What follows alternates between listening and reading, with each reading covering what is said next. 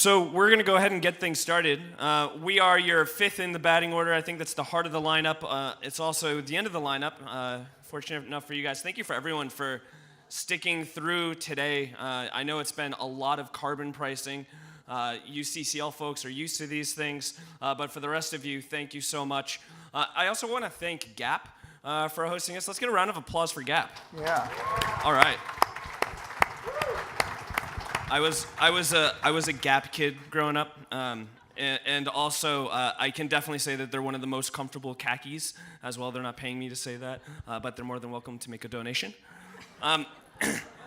Also, just want to introduce myself. My name is Michael Green. I'm the executive director of a group called Climate XChange. We're the host organization for the Climate Action Business Association. Really happy to be here. You'll see some of our material floating around. First, I encourage you guys to check out our new website that's being launched, climate-exchange.org. And also a great promotion for the organization as well. You're fired up on carbon pricing. You want to do something right now, walking out the door here this evening or maybe later tonight when you're sitting in front of your computer. Check out carbonraffle.org. We're actually going to raise $1 million to support carbon pricing campaigns across the country. And to do it, we're giving away 3 Teslas. Yeah, so go ahead and check that out. That's 3 Teslas, the vehicle, carbonraffle.org. So please feel free, folks at home, check it out. You're already in front of your computer. So, tell you a little bit about Climate XChange and some of the work that we do. We got to see Senator Barrett and Mark Breslow, my colleague, talking on the last panel. Climate XChange fostered and brought up the State Carbon Pricing Network. We're hosting different campaigns across the country to share best practices, come up with ways that they can work together and find opportunities. And we've also launched a podcast called Cooler Earth, where we're talking about carbon pricing as well as a few other issues, interviewing CEOs, sustainable business leaders, and getting their take on carbon pricing and other issues that matter to them. That's enough about us. We're going to get into these guys a little bit and gals and talk about a few different angles for taking action. I talked about Climate XChange and how you can get engaged there, but really want to hear about their theory of change, what they're doing back home when they leave here today, and find out ways that we can take some of their skills, some of their best practices, and really apply it to our efforts, right? Because a lot of folks, here in the room might be working on campaigns. Who here is working on a federal or state carbon pricing campaign in some shape, way, or form? Okay, if your hand's not raised, again, go to one of our organization websites and get plugged in. So great way to find something to do in your free time. Don't worry, we'll take all of it, and find ways for you to get active on carbon pricing. So with that, I want to turn over to Harold over at Business Climate Leaders. And I have my opinions on what's really converted businesses to want to take action on carbon pricing. We've seen a lot of businesses post-election reach out to us, whether it's how do we reassure our employees that we're values aligned, or how do we attract the next wave of millennial workforce and show that we care about climate change. But with Business Climate Leaders, what is the theory of change, and where do you guys see values overlap with the businesses you're working with? Thanks. Well, we're close to the midterms, and you're hearing a lot in the airwaves right now about you've got to vote. Our theory of change is a little different. It's related. Our theory of change is for business. This is a message for businesses. You've got to lobby, right? That's the way businesses can vote most effectively, is lobbying. So that our method is really aimed at figuring out ways to work with businesses not only by themselves in DC, but to work in communities. So our paradigm, and this meshes perfectly with the CCL resource, which is chapters in districts around the country covering every congressional office.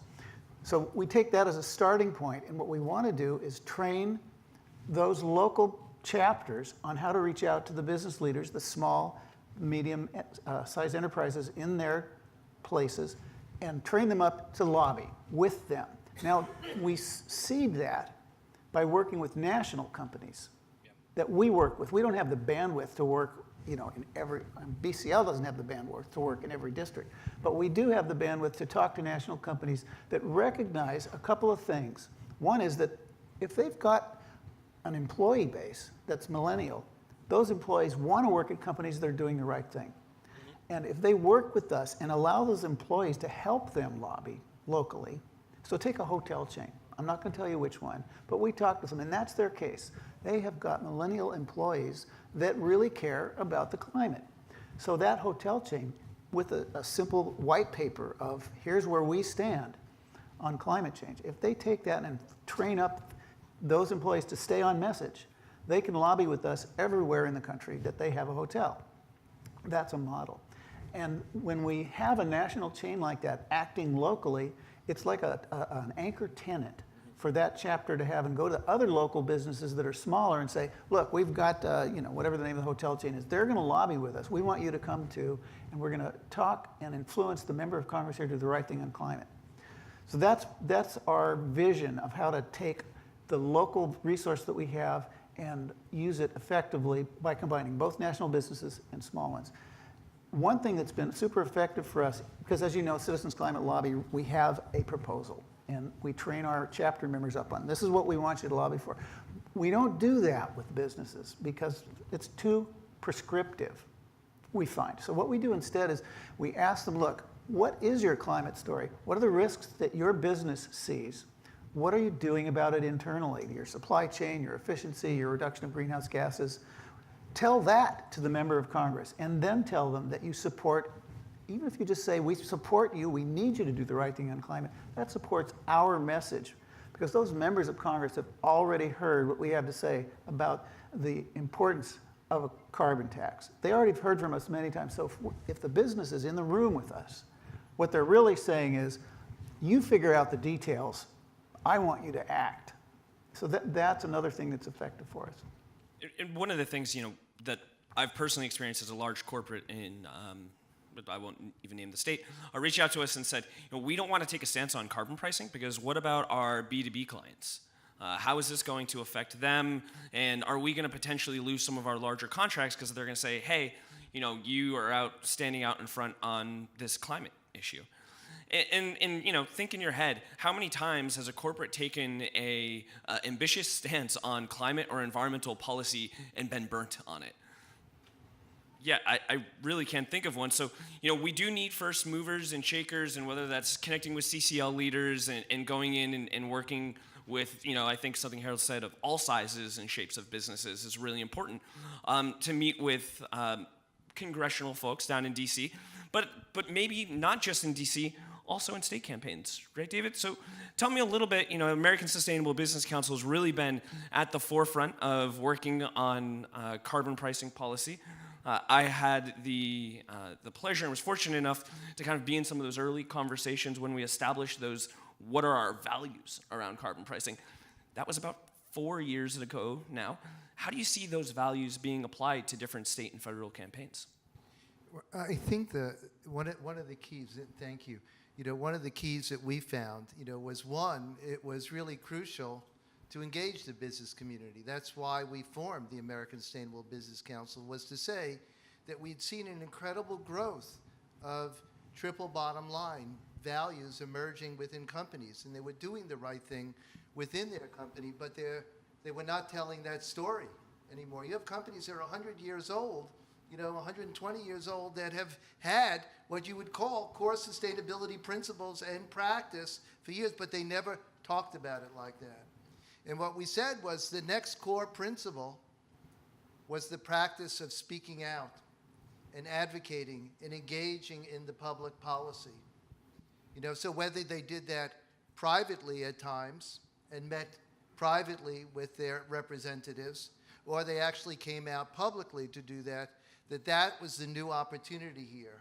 And so the emergence of ASBC and a number of other organizations, and then our ability to sort of partner, right, with CABA in Massachusetts, our Connecticut Sustainable Business Council, just as a part of a new formation to bring about a coalition in Connecticut to work on carbon pricing.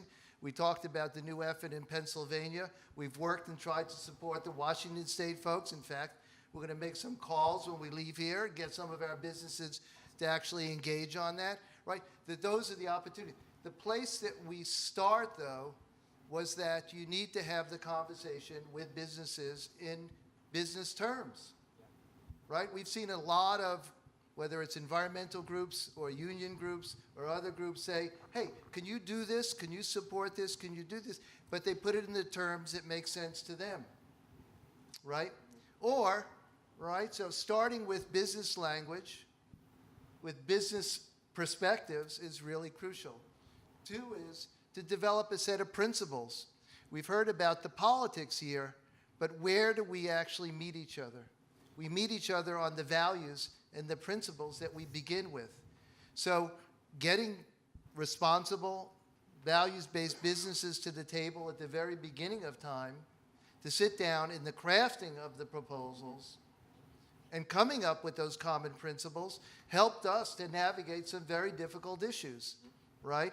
So, you know, on hydraulic fracking, that was it. Key principles helped us to navigate what would allow us to actually move forward on supporting our business in a variety of places. Additionally, the idea of actually working on these issues across size of business is key, right? What is more American and apple pie than small business? We say that, but often they're left out of the equation as well. So building our business coalitions that have small, medium, and large companies is crucial. Minority-owned businesses, women-owned businesses, and telling those stories from that perspective is key. It's not one story that'll help us move the business community forward. You know, so all these play in a really important role on how we've been mobilizing the business community, you know, at the state level, working with state organizations so that they're defining what's important to them at the local level, as well as then using those voices to move the national policy. Yeah? In the story is really important, and I'm going to circle back to that in a second. But also, you know, those small businesses that are community based and that are actually doing the work, especially in district. To just touch on it briefly, and it was actually Senator Barrett who this story was with. I was at an event in the State House, and it was very early in organizing on carbon pricing, and I stood in line with all of the other environmental nonprofits and business nonprofits that were in the, you know, acronym soup, shaking hands. And right next to me, I had brought a member business, Elephant Walk Restaurant. And I remember that the small business, right, you know, whose mind are they going to change? But I remember when Senator Barrett actually got to the folks at Elephant Walk and shook their hand and realized, oh, you know, these folks are in my district, he immediately stopped. It wasn't just a handshake, but it turned into a conversation. I think they actually talked about how the senator's wife loves their spring rolls, a little pitch for that. And then it turned into, why are you here? What are you interested in? And he got to tell his story. And being able to have a small business there that can tell why climate change is affecting them and why they care about carbon pricing is so important.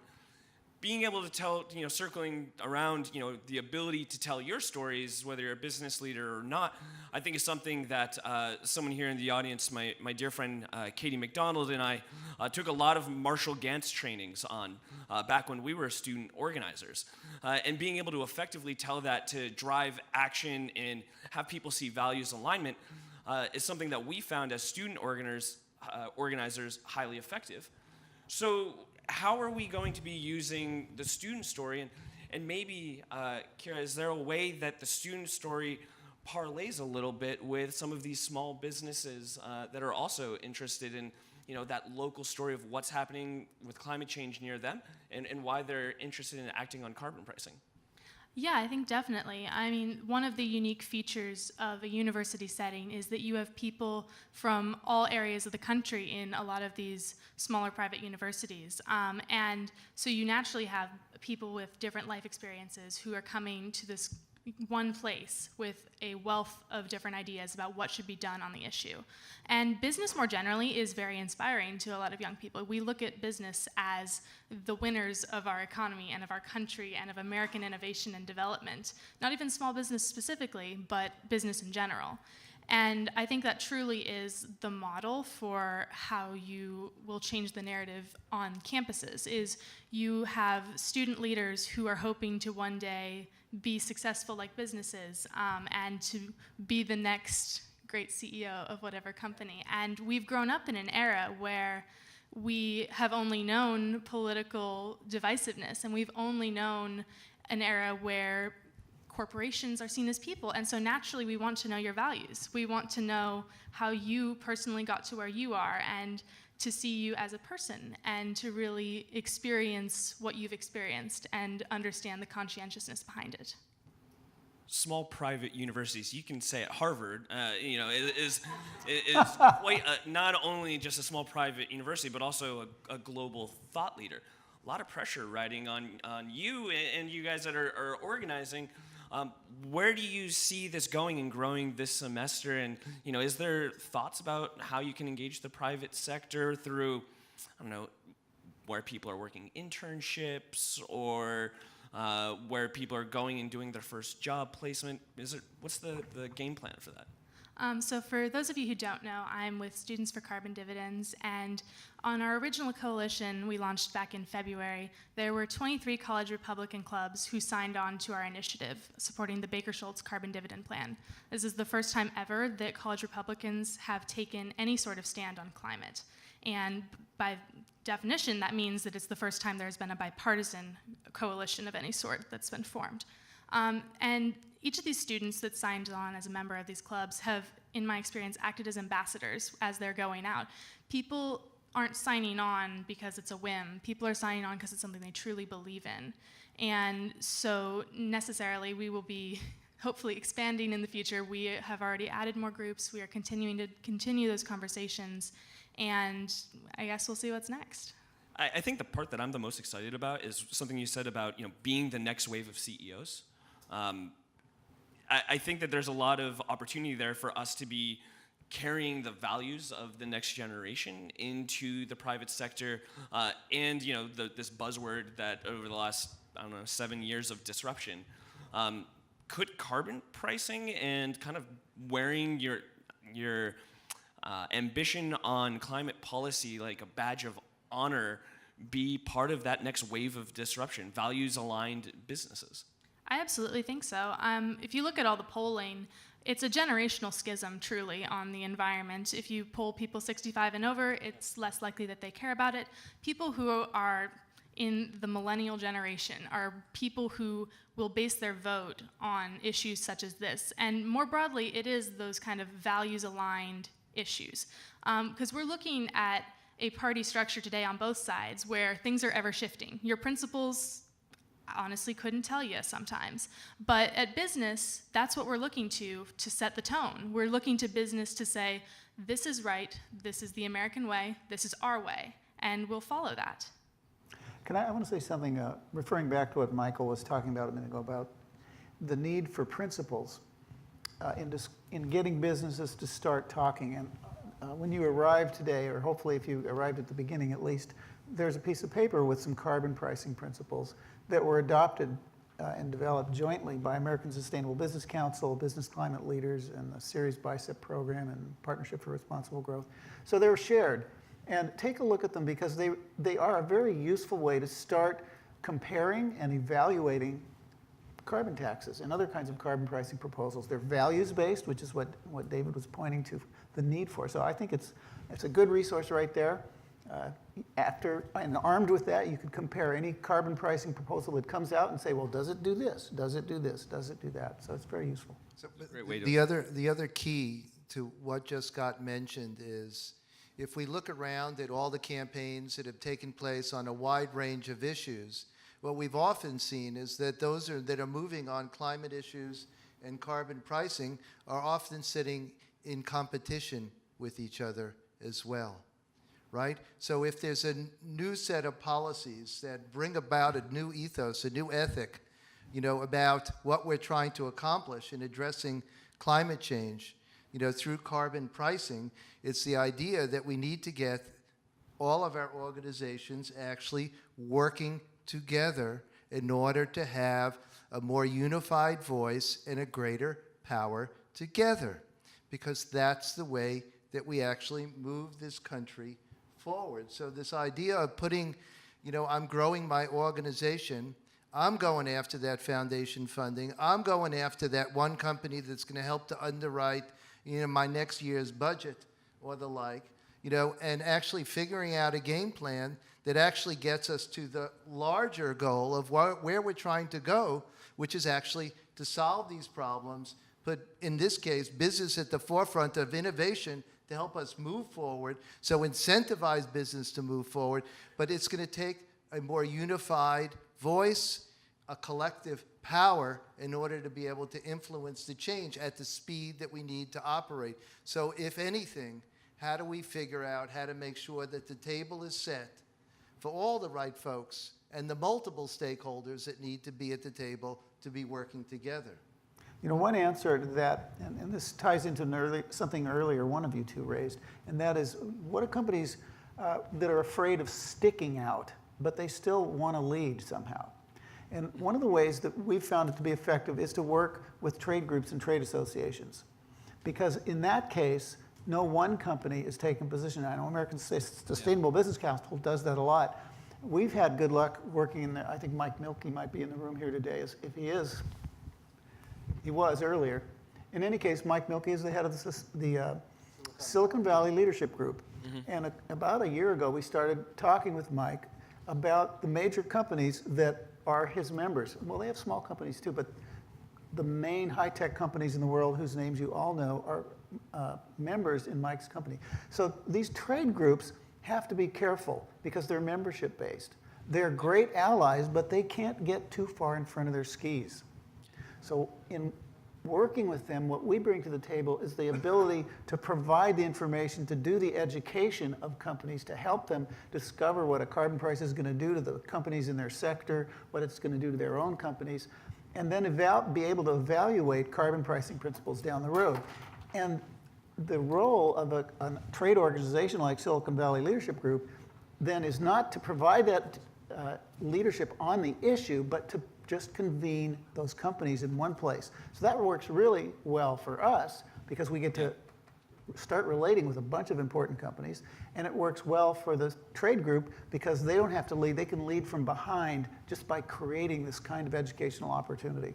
I agree with you. That's a great way to reach out to folks. As someone who, I was executive director of a business association for the last 5 years and have some experience, it is damn hard trying to get member businesses to show up for things and get engaged.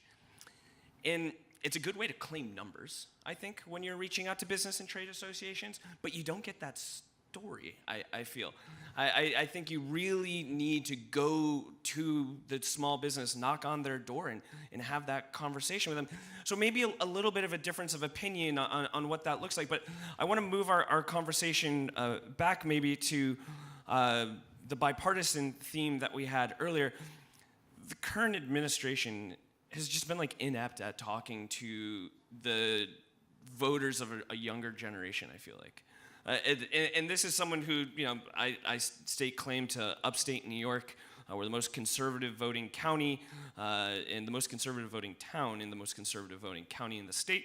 And take from that where my political affiliation lies from that. But I just can't see them representing my values, especially on this issue. How is that affecting Republican groups on campus? And talk to us a little bit more about how carbon pricing might be an olive branch to bring them back. Well, I have good news for you. The president does not do legislation, so he truly is not relevant to my pursuits with carbon pricing. That's all. Sorry. No, that's great. And maybe from your two perspectives, tell us more about how, for the prototypically, if you're working with business owners, they are probably a little bit older than a college student. But with that other generations of people that you're working with that might tend to be more conservative if you're a business owner. A lot of times that is the case. But how is the Trump administration affecting your engagement and outreach with business leaders? Well, I've said, that there's a big uptake in terms of businesses that are actually speaking to their values. Yeah. Some of it's around climate change, some of it's around pay equity, and some of it's about the work that they're doing in their communities. Some of it's, we have ASBC has big campaign around high road practices, right? benefits, minimum wage, paid leave, and other, benefits around family and the like. Right? So companies are stepping out and actually speaking to the opportunity to be able to talk about their values. Why? As we talked, right? It's the consumers, that want to know that they're purchasing from a company that's doing the right thing. It's about the new sets of employees that they want to have, right, that are coming into the workforce, that have the values, that are saying, this is my future as well, and I want to work for a company that is doing it right. It's about their present employees that are pushing them to actually take the position. So what's interesting, and you have a few companies here that have found that alignment, is how do you get the voices of your employees aligned with the C-suite, right? How do you get, though, also the sustainability leaders in companies actually aligned with the policy leaders? If ever we've run into problems before, is that, a lot of sustainability leaders in business will come to us and work with us and then say, oops, sorry, I got to check with the policy department, and the policy department is working in direct opposition.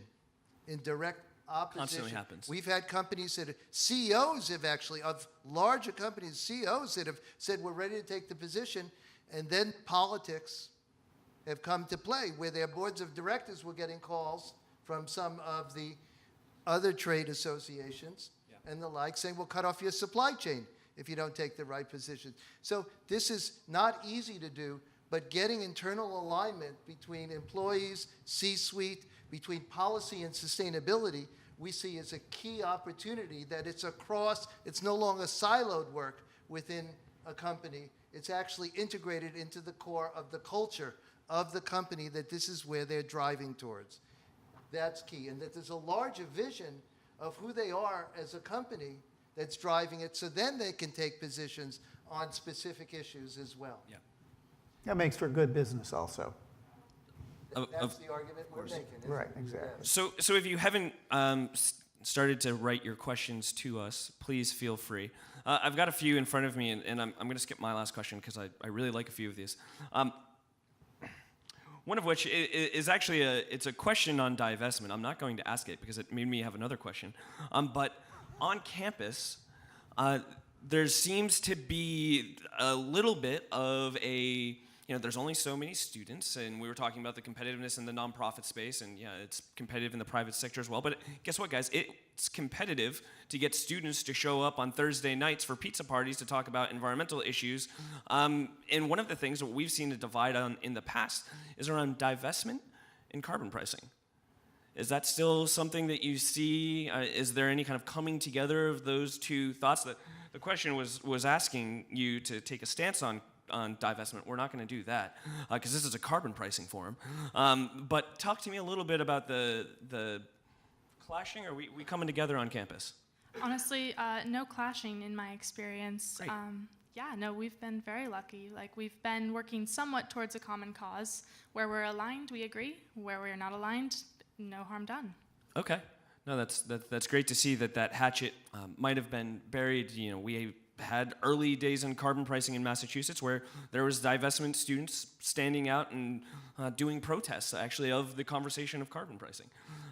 So it's great to see that students graduate, new students come in, and that disappears. So now they're elected. Yeah, now they're running for office. So that's the conflict. Yeah. Now that we're beyond that problem, the news fits of young folks that get elected, we won't have that problem anymore. There you go. Yeah. Well, job done. So I think there's also a little bit of stalking the pond, if you will, on my questions. You two are sitting next to each other because you asked the same question. So I'll go ahead with it. Colin Kaepernick, Nike, are they out in front? Are they leading and stepping out on an issue? Are they stepping out? Yeah, they asked the same question. I mean, but the question is not, are they stepping out? Clearly, they're stepping out, and nobody's wearing Nikes. Okay. Huh? No, none of us are wearing Nikes. It's all good, but the key is that look, Nike's a company that understands very well, right? That was one of the most recognized campaigns against Nike, right? and their factories overseas and the like, and it's sort of, did that have an impact on the way that they looked at their own internal practices and how that played out? Clearly, that's a part of what has moved some companies, right, to sort of shift their practices and sometimes put new leadership in place, and sometimes it's just different internal policies, and sometimes it's the external campaigns that they're trying to message out to a larger public about what they're doing. That's a piece of what that pressure of corporate campaigns has mattered to businesses, particularly the public-facing ones, yeah? Mm-hmm. So that's another, if we look at levers and impacts, that has certainly worked, in a bunch of cases. The idea here now is that we're trying to say, let's create the ground for businesses to be able to step forward, do the right thing before you hit those moments of corporate campaigns that are going to pressure companies into doing the right thing. We want to create the conditions that make it a positive opportunity, that we're incentivizing companies to actually do the right thing at this point in history. Do the right thing. Someone might say, just do it, right? Another another question here coming from the audience, and thank you everyone for submitting your questions. One of the questions actually on someone who's frustrated working with their local Chamber of Commerce. They're telling me here on the card, I feel like I'm reading like I'm letters to the editor here a little bit, but they're telling me they're frustrated with their local Chamber of Commerce. It's heavily influenced by the fossil fuel industry. How do they get around that? How do they influence them? So there's been several ways that it's been approached. There's been the formation of a lot of other business organizations at the local level, right? Mitch, that was up here before, was working, with Voices of Oregon Innovation and Sustainability, right? Our friends at Earth Friendly Products are a part of our New Jersey Sustainable Business Council, right? And all these other, so there have been formation of other councils as well. But we've also seen, some of the local chambers have actually, the San Francisco Chamber has been extremely supportive of a lot of important issues on environment and climate and the like. So you see that moving. But I think the key is, what's a strategy, what's a theory of change of working within organizations that have historically taken perhaps the wrong positions on this, which is to actually get enough of the numbers up that it actually transforms the culture and the positions of there, get enough people in leadership positions within those, it's more of the problems that have existed at the state chamber level, because it's then more heavily dominated by the positions of the U.S. chamber in certain cases. So this idea of being able to rise up in numbers, find your allies within whatever organization you're working in order to be able to shift the priorities is a key opportunity, and that's why good dialogue, good education, good training of business leaders to prepare them to be more able to influence others, is getting good business case materials out there that we're all trying to produce as well as we can, is all a part of the process, I think, of actually transforming all of these organizations. But where they're not working, is start to form the other organizations that will actually be directly aligned and watch the membership start to shift, and then they'll either change or die, right? And that's something, and he says that, and you heard it here first maybe, but the days of the Chamber of Commerce are kind of limited in on their way out. The Chambers of Commerce and, Rotary Clubs, I'm throwing you in there with them. And because, hang on now, because I think the community of a business actually looks more like WeWorks and work bars and startup hubs and accelerator programs, and it's filled with young people that are part of those real, honest communities.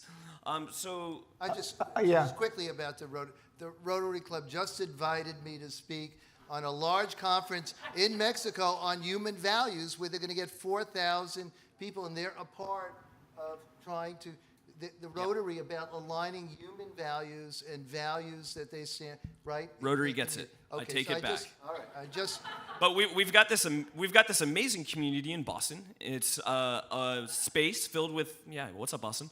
It's a space filled with the next wave of technologies and just brilliant business models. It's called Greentown Labs. And one of the things that makes me so encouraged every single time that I go there is the young people and the kind of next wave of CEOs, entrepreneurs that are filling that. How do we engage those next CEOs? How do we get them, all right, you've got the technology and your values are there whether you know it or not. How do we talk to them about carbon pricing? Well, I actually disagree with you on the days of the Chambers of Commerce and local government more broadly. I think part of all of this is making young people feel connected to their communities. I'm lucky to have been born and raised in Ketchikan, Alaska. It's a small island community in southeast Alaska. And the people that I know there are my family, and they have my values. And that matters to me, and that's what we're seeking in these smaller businesses especially, is that kind of community that we may be lacking. Like when we move to these bigger urban areas, I just moved to Boston a couple years ago, and those kind of communities matter, and that's what we're seeking out. And I don't think I'm not saying that the function of a chamber of commerce is different, but the theory of a chamber of commerce and what that looks like is evolving. So for us in Boston, it looks more like local first chapters or Main Street collaboratives, versus the Boston Chamber, to me, is a bit disconnected from actually a lot of the businesses in Boston that are maybe a little bit more values aligned. I would be not so hasty at dismissing Rotaries and Chambers of Commerce. In rural America, they are still a very positive force in many cases, particularly, excuse me for a second. In Idaho, I'll give you an example. We were able to very effectively, one of our key members who works in marketing for the local public radio station, started joining and attending Rotary meetings and made many, many speeches in that region, not just the one club. And when we went up there to start putting together a meeting with Congressman Mike Simpson, a Republican, she was very able to start bringing in local businesses who are willing to tell their climate story to the member of Congress. Now, that doesn't mean they came in and said, I support carbon fee and dividend, but they were willing to be there and say, here's how climate change is affecting my business, here's what we're doing. And in that meeting, when we finally had it, we not only had the small businesses, but we were able to, again, seed that with, we had Cliff Bar there, we have a bakery in the area, and we had a local employee from Hewlett-Packard. So that diversity there, a big part of it came from working with the local community, the Rotary Clubs. Now, the other strategy that CCL has, we have an action team really devoted to training people how to work in those rural places, in those Rotary Club environments. If you join and you become part of that group, they're good people, and they listen, and they're doing service, and you find out that you can make a difference by working with them. They meet every Monday night in Boston if you're looking to join them. I have joined them. So we're going to move into some hot button issues and just kind of work through it with our last 2 minutes and 30 seconds. One of the questions was, what's the most important part of a design? If you were to give us 3 aspects that are the most important part of a carbon pricing policy design, what are those 3? Well, we talked about it a little earlier, but the simplest are the 3 E's: effective, equitable, and efficient. Kiera? I would just say that it has to be plausible for implementation. It needs to be bipartisan, and it needs to have actual political viability. David? So comprehensive, that it's working, that there's not all these carve-outs, right, across the board that we start to have, that it's a true price, that it's the real price, right? It's important as well. That we're applying it, we talked about upstream is the way it was taught, at the source, that we're really getting to the heart of the matter in terms of where it's being created and making sure that it's being priced there. And in the case here, as well, is that we're building a new, strong, vibrant, just, sustainable economy at the local, at the state, at the regional, and at the national level. That we're building a new American economy based on a different set of values in which carbon pricing plays a role, so that we hold the big vision also of the economy that we're working towards. And this is a tool to actually help us to get there, is some of the key elements. All right. So, and for the last question, just briefly, there's a lot of people streaming, lots of folks here still in the building. How can they find out more about what you're up to? And is there maybe one tool that you want to highlight that you're able to offer? You can find us at s4cd.org, and that's the number 4. I would definitely recommend 2 websites. There's the citizensclimatelobby.org. You find about an incredibly rich infrastructure of support for volunteers there. And of course, Business Climate Leaders, we have a businessclimateleaders.org website as well. You'll find out more about what we specifically are doing as an action team. Well, again, we're the American Sustainable Business Council, but we have all these state and local business councils that either we've helped to build or that were pre-built before that we're happy to put folks in touch with. And then just one final plea again for us, let's continue to figure out how to build this work together with each other. We brought up a Republican business leader, to Capitol Hill to testify, and he started his testimony by saying, "I'm an unrepentant Republican." And the Republican chair stopped the hearing completely and said there's no way that the Democrats would go to the American Sustainable Business Council, who would then go to a Republican to bring them up to testify. And what he said is, I am here because it's not what's good for Republicans or for Democrats. It's what's good for business and what's good for my grandchildren. Mm-hmm. Now's the time for business leaders and future business leaders to be stepping up and for us to be doing this together so we can actually create the change that allows us to have many generations to come, yes? Absolutely. And I would like to thank our wonderful panel. My name is Mike Green with Climate Exchange. Thank you, everyone. Thank you, folks. Well, that's a wrap. Richard and I just wanted to make a couple of quick closing comments, and then we'll all head out to the wonderful reception that's just right out in the lobby. First of all, once again, a really big special thanks to our friends at The Gap, in particular, Christina Nicholson, Belinda Surha, and Laura Wilkinson. If we could give them another round of applause, I'd really appreciate that. It's just been a real pleasure working with you to put on this event in your wonderful facility. And to our great sponsors, thank you so much for your support, and to our speakers for such a stimulating exchange of ideas throughout the day. So per the title of our event, the U.S. Business Case for a Carbon Tax, what we really wanted to demonstrate today was that a well-designed carbon pricing legislation, well-designed carbon tax, will actually be good for U.S. businesses. And importantly, we need more U.S. businesses to step up and advocate for carbon pricing.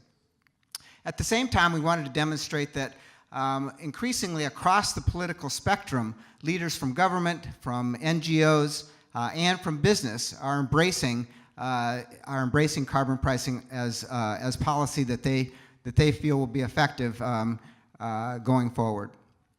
At Business Climate Leaders, our team at Business Climate Leaders and all of our 100,000 members within CCL, we firmly believe that the next best step to address the risks of climate change is an effective, steadily rising price on carbon. And not only addressing the risks of climate change, I think it's also important to point out that this is the way that we're going to unleash the economic benefits of moving to a clean energy economy. So I know most of you in this room are also working towards a similar objective, or many of you are. And if today has inspired you to join us in our advocacy efforts, we'd really love to talk with you afterwards during the reception, or at any time when you that you would like to get in touch with us. So thank you once again for your participation. We really appreciate it. Richard, you have the last word.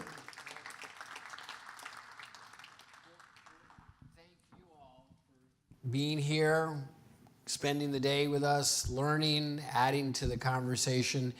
And this is still at an early stage, this idea of a carbon tax, but it is a revolutionary idea that's gaining currency, as Steve has said. So we need to keep pushing it, and we're not sure what the tipping point may be. It may only be a year, it may be 5 years, but as we see across the world, this is gaining currency, and that's really encouraging. So for me, a few takeaways. One, it's really important to work in coalition. So we have student allies at, I think there are 35 campuses across the country. Future 500, Bill Shireman's organization is working with other student groups across the country on something called the Bridge Alliance, right? Which is looking at the importance of climate change to that demographic's future. Labor unions are interested in this issue. 2 days ago, Richard Trumka, the president of the AFL-CIO, said, we're all in, and at the same time, we don't want this transition to be accomplished on the backs of American workers. And what the subtext was, if you close all our coal plants down, you better make sure that there's some appropriate transitional funding to support the workers. So the coalitions are important. Another big takeaway is let's not let the perfect be the enemy of the good, right? And we've heard lots of interesting proposals. There are variances here. We don't know what the final outcome will be, but we do need to be flexible, I think, in our approach. And finally, as I'm always fond of saying, it's better to be at the table than on the menu, because that way you get to decide or have an influence on what the decision is. So finally, I wanted to give a shout out to one of our colleagues who's been in the background all day, Randy Salim, who has been just